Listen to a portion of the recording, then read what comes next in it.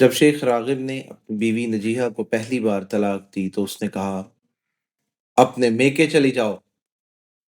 نجیحہ نے جواب دیا، نہ میں میکے جاؤں گی اور نہ ہی اس گھر سے باہر قدم رکھوں گی جب تک میری جان نہ نکل جائے۔ شیخ نے کہا، میں نے تمہیں طلاق دے دی ہے، اب میری تم سے کوئی حاجت نہیں، میرے گھر سے نکل جاؤ۔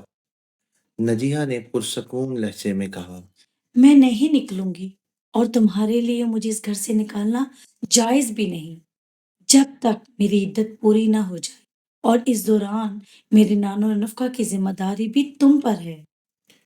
شیخ نے غصے سے کہا، یہ تو گستاخی اور بے ادبی ہے۔ نجیحہ نے جواب دیا، میں یہ خود سے نہیں کہہ رہی بلکہ یہ اللہ تعالیٰ کا کلام ہے۔ ترجمہ ہے، اے نبی، جب تم عورتوں کو طلاق دو تو ان کی عدت کے وقت پر طلاق دو اور عدت کا شمار رکھو، اور اللہ سے ڈرو۔ نہ تم انہیں ان کے گھر سے نکالو اور نہ وہ خود نکلے، سوائے ان کے کہ وہ سرہی بے حیائی کا ارتکاب کرے۔ یہ اللہ کی حدود ہیں، اور جو اللہ کی حدود سے تجاوز کرے یقیناً وہ اپنی ہی جان پر ظلم کرتا ہے۔ یہ سن کر شیخ نے غصے سے اپنی ابا جھاڑی اور ناراضگی سے گھر سے نکلتے ہوئے بڑبڑایا، اللہ کی پناہ، یہ لڑکی تو مصیبت ہے۔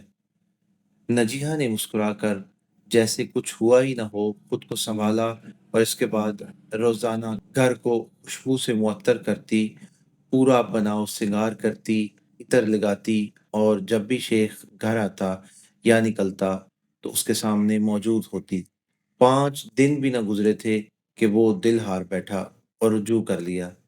ایک دن نجیحہ نے ناشتہ تیار کرنے میں تاخیر کر دی تو شیخ نے غصے سے کہا، یہ میرے حق میں کوتاہی ہے، یہ کسی مومن عورت کی شایان شان نہیں۔ نجیحہ نے نرمی سے جواب دیا، اپنے مومن بھائی کے بارے میں اچھا گمان رکھو، حسن زن بہترین صفات میں سے ہے، اور یہ دل کے سکون اور دین کی سلامتی کا ذریعہ ہے۔ جس نے لوگوں کے بارے میں اچھا گمان رکھا، اس نے اس کے دل جیت لیے۔ شیخ بولا، یہ باتیں تمہاری کوتاہی کو جواز نہیں دے رہی، کیا تمہیں یہ منظور ہے کہ میں بغیر ناشتہ کیے گھر سے نکلوں؟ نجیحہ نے جواب دیا، سچے مومن کی نشانی یہ ہے کہ وہ اللہ کے دیے ہوئے تھوڑے پر بھی عنایت کرے۔ ایک حدیث میں ہے، ترجمہ، وہ شخص کامیاب ہو گیا جو اسلام لایا، اسے اتنا رزق ملا جو کافی ہو، اور اللہ نے اسے جو دیا اس پر قناعت عطا فرمائی۔ شیخ نے کہا، تو میں کچھ بھی نہیں کھاؤں گا۔ نجیحہ نے جواب دیا، تو پھر تم نے اس حدیث سے کچھ نہیں سیکھا۔ شیخ بغیر کچھ کہے غصے میں نکل گیا، واپس آیا تو پھر خاموش رہا۔ رات کو اس نے بستر چھوڑ کر نیچے فرش پر سونا شروع کر دیا۔ یہ سلسلہ 10 دن تک چلتا رہا۔ دن میں نجیحہ اس کے تمام کام کرتی، کھانا بناتی، پانی دیتی، اور رات کو دلکش لباس پہن کر خوشبو لگا کر اپنے بستر پر لیٹتی، لیکن اسے دانستہ طور پر کچھ نہ کہتی۔ 11ویں رات شیخ نیچے سو گیا، پھر تھوڑی دیر بعد اپنی بستر پر چڑھ آیا۔ نجیحہ نے ہنستے ہوئے کہا، کیوں آئے ہو؟ شیخ نے کہا، آئی ایم سوری، میں پلٹ آیا ہوں۔ نجیحہ نے کہا، کشش شکل تو کہتی ہے کہ لوگ اوپر سے نیچے پلٹتے ہیں، تم نیچے سے اوپر کیسے پلٹ آئے؟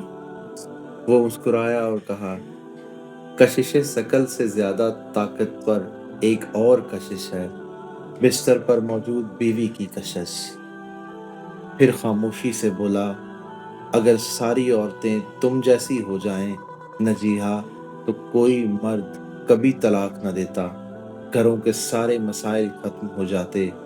پھر اس نے ایک اور حدیث بیان کی، ترجمہ ہے، جو عورت اپنے شوہر کی بد اخلاقی پر صبر کرے، اللہ تعالیٰ اسے حضرت آسیہ بنت مزاحم کے برابر ثواب عطا فرماتا ہے۔ شیخ نے محبت سے کہا، اے نجیحہ، تم میرے لیے اللہ کی اطاعت میں بہترین معاون ثابت ہوئیں۔ اللہ تمہیں جزائے خیر دے اور ہمارے درمیان کبھی جدائی نہ ہو۔ تو کیا نتیجہ اخذ ہوا؟ ایسے ہی حلم، صبر، حکمت اور اخلاق سے غصے پر قابو پایا جاتا ہے۔ نجیحہ میں جذباتی اور سماجی ذہانت کی جھلک تھی۔ جانتے ہو، ہر عورت کے اندر ایک نجیحہ چھپی ہوتی ہے۔ ہر وہ عورت جو اپنے رب سے لو لگاتی ہے وہ نجیحہ ہے، جو دنیا کی آزمائشوں سے بچ کر جنت کی طرف رواں دواں ہوتی ہے۔ اللہ تعالیٰ ہمیں بھی ایسی حلم، وفا، صبر اور دینداری سے نوازے اور ہمیں انبیاء صالحین کے ساتھ جنت الفردوس میں اکٹھا فرمائے۔ آمین۔ آمین۔